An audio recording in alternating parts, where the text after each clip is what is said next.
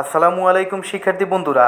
আজ 4 ফেব্রুয়ারি 2025 প্রতিদিনের প্রকাশিত বিভিন্ন দৈনিক পত্রপত্রিকা থেকে সংগ্রহকৃত আমাদের আজকের এই কারেন্ট অ্যাফেয়ার্স।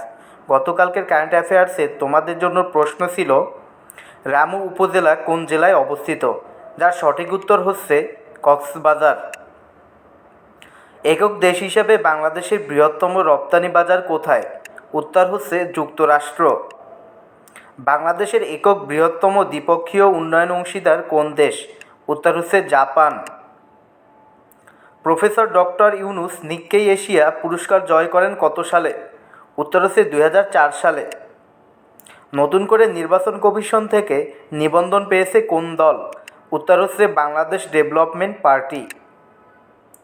জানুয়ারি 2025 মাসে বিভিন্ন দেশ থেকে প্রবাসীরা ব্যাংকিং চ্যানেলের মাধ্যমে রেমিটেন্স পাঠিয়েছেন কত কোটি ডলার? উত্তর হচ্ছে 218,52,00,000 মার্কিন ডলার।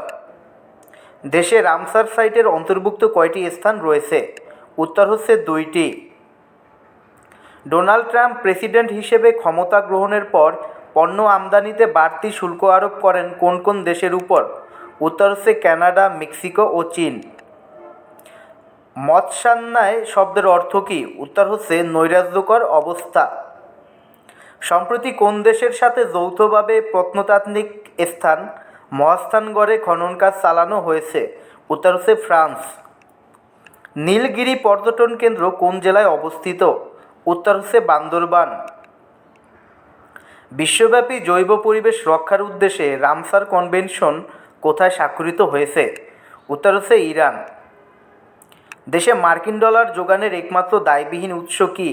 উত্তর হচ্ছে প্রবাসী আয়।